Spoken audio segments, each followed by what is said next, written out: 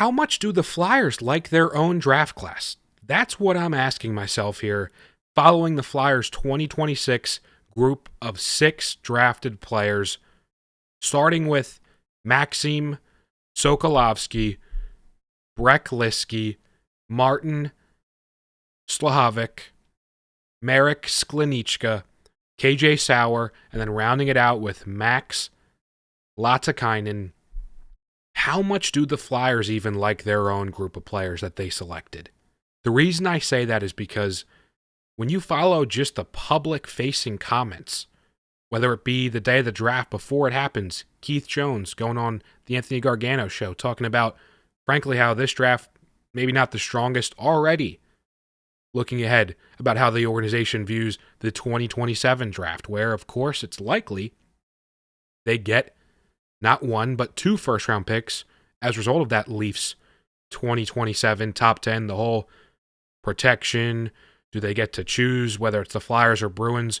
Very likely the Flyers, you would assume, not a direct division rival, but nonetheless, Keith Jones sort of setting the table there. And then you watch Brent Flair, AGM, the head of the draft, so to speak, as far as responsibility goes, talking about in his post-draft presser, in an especially muted type of tone. Look, our board, frankly, I never saw it before. Our layers just got cleaned off for those first couple picks when they were sitting at 21. And Ilya Morozov goes right at 20 after the Sabres had traded up, of course, in front of the Flyers. You look at Maddox Dagenet.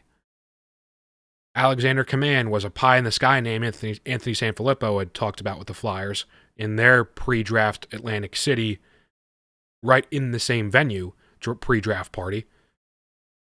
You then look at the Savantos and Elton Hermanson going right before, all consecutively prior to the Flyers' 21st pick. And then, at that time, Danny Briere making it clear, look, Max, he was our top player listed. But we felt we could trade back, as they do, to 27, pick up a couple more picks for this draft class. Starting with Sokolovsky in more detail. To me, he, of course, headlines this draft and will dictate how it's viewed. Is it just falling back on what's comfortable? Keith Jones, of course, being best friends with the Hunter brothers who run London's program there, who have an incredible organization going for years and years now in terms of producing, cultivating NHL talent. When the Flyers saw their tier, their layers, their draft board just get cleaned off right in front of them, did they fall back on what was comfortable in terms of prioritizing Sokolovsky?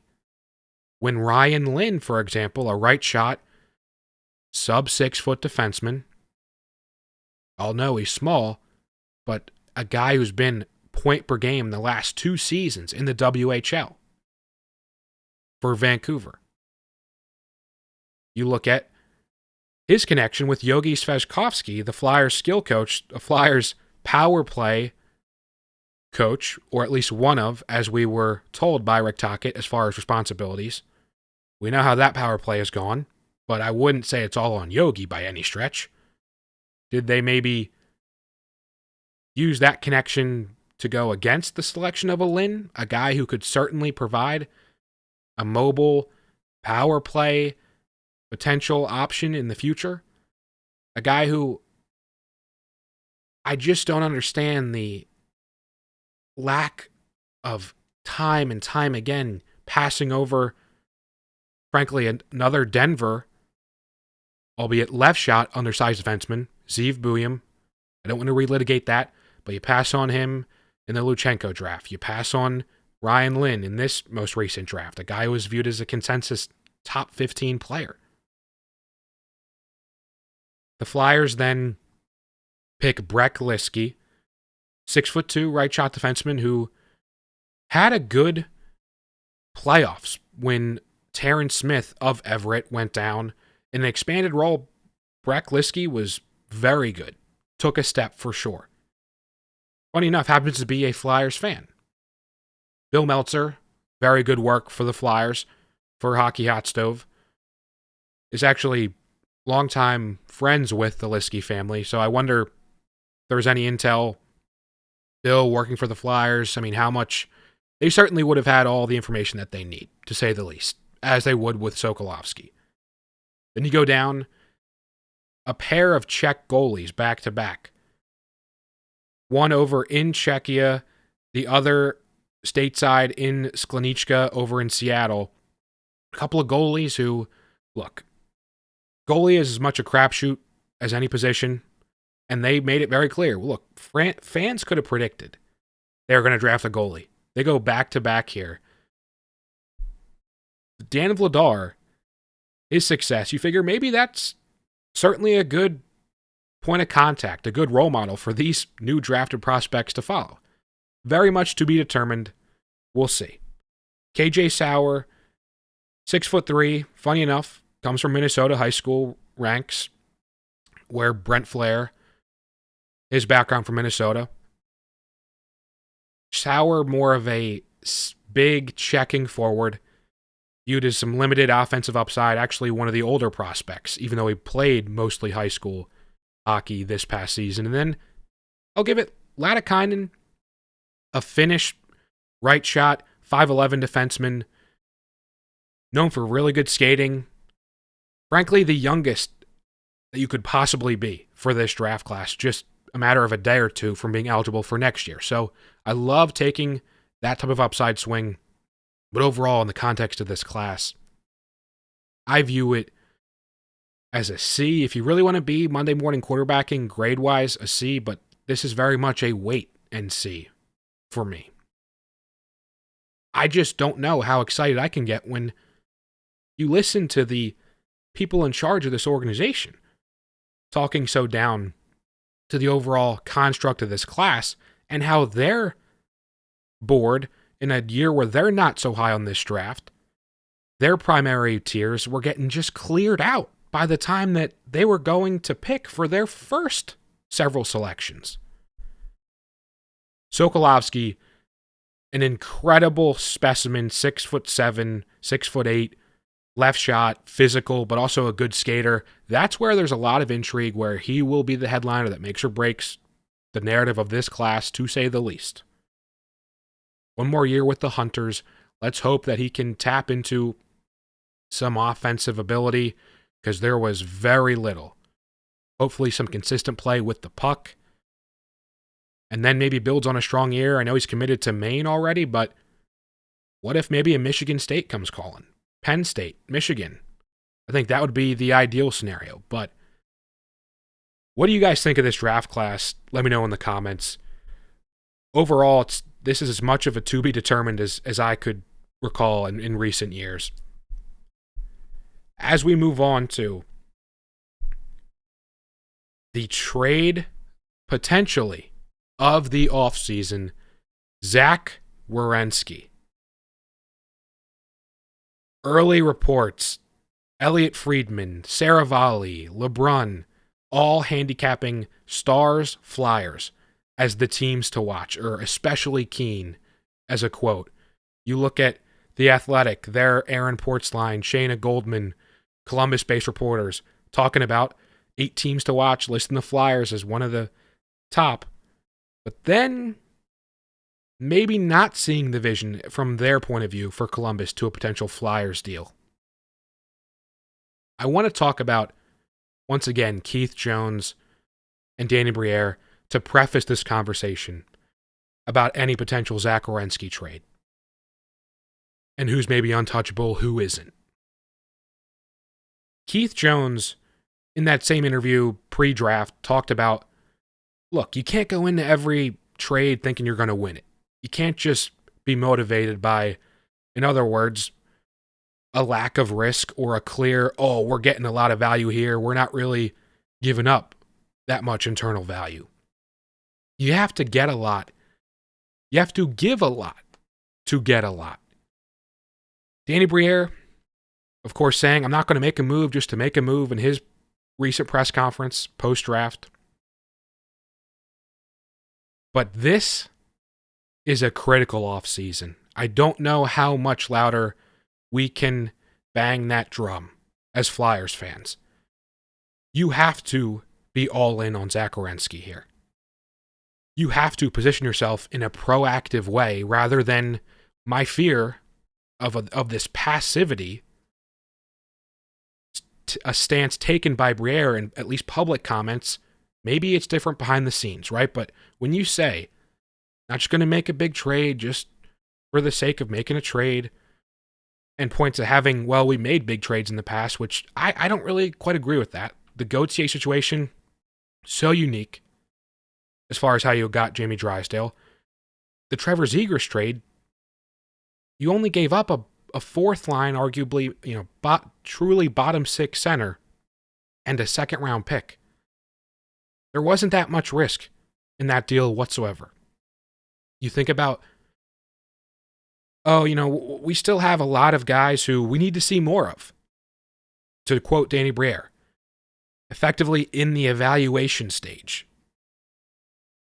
This is what he was saying, not before last season, but 2 seasons ago, as far as internal evaluation, out of a season where they finished in the bottom 4 of the league. You just made a huge step this year.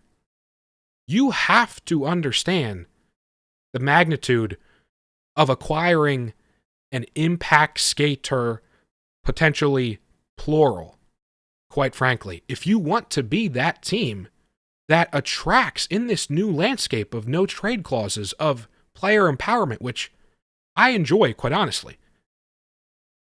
The next McDavid, the next Matthews, a year from now, how are we going to know or safely project ourselves to be in that position by just settling for the guys that are internal? The guys who made a big step, don't get me wrong, but averaged 1.25 goals in the second round. Got swept by, of course, the ultimate Stanley Cup champions,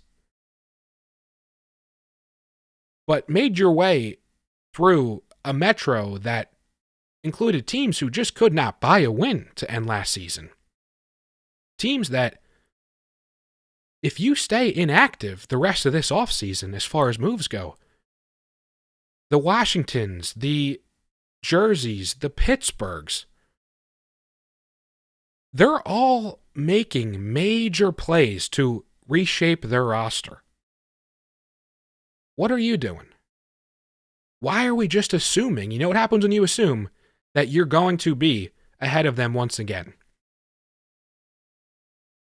And to circle back here as far as untouchable. In the Athletic article, talking about linking, frankly, a Kevin Kurz, who is the Flyers beat writer, of course, for the Athletic, about how Tyson Forster, this was in previous reporting and previous deadlines, I believe. Tyson Forster, Martone, Michkov, they're relatively untouchable as far as untouchables go. And frankly, I think this maybe even dates to, of course, the Quinn Hughes saga. As far as trading for a big-time star defenseman who could reshape your roster altogether. If Tyson Forster is untouchable, I don't know what we're doing as a franchise. He is the exact piece at frankly the least valuable position in hockey, right on the wing, where you have to be willing to give up as a 24-year-old on a bridge deal for you. You have too many wingers as it currently stands. If you're telling me you're not going to be willing to move a Tyson Forster plus a Cam York and an Oliver Bonk plus, say, Toronto's 27 first, as far as really comparing the Quinn Hughes package, I really don't know what we're doing. I really don't. If we're going to hide behind the inactivity of we just want to evaluate further.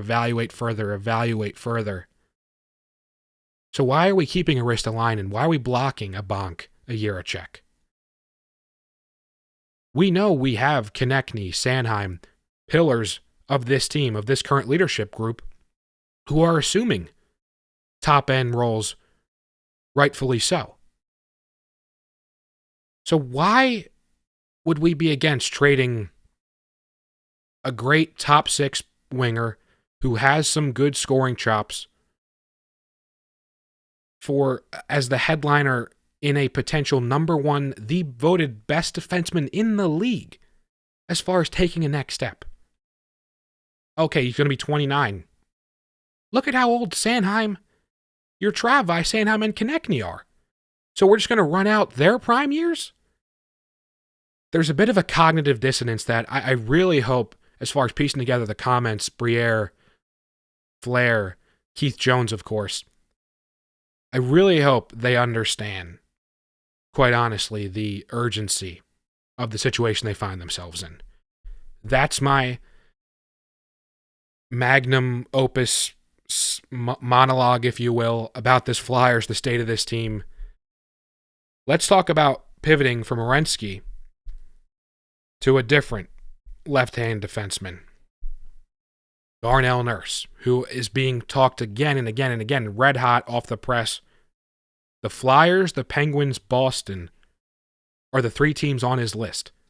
But depending on where you look, Dave Pagnotta is saying Anaheim is really, really aggressive when it comes to Darnell Nurse. They're not even going to acquire him and tell Edmonton, you got to retain. Look, Anaheim, he's yours.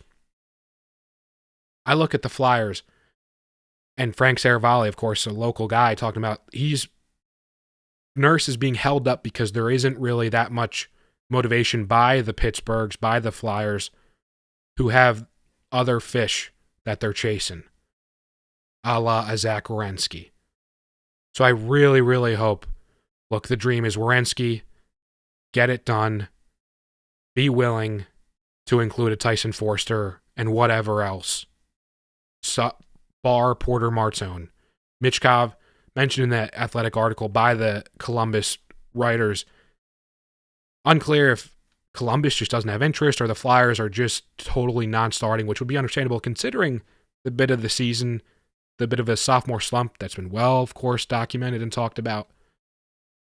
But nonetheless, Darnell Nurse, I cannot see how you can really sell the fans on a Nurse trade when you're clearly posturing to the national writers, to your Friedmans, LeBruns, Saravallis, as one of the top 2, the first teams that get mentioned when it comes to Zach Werenski.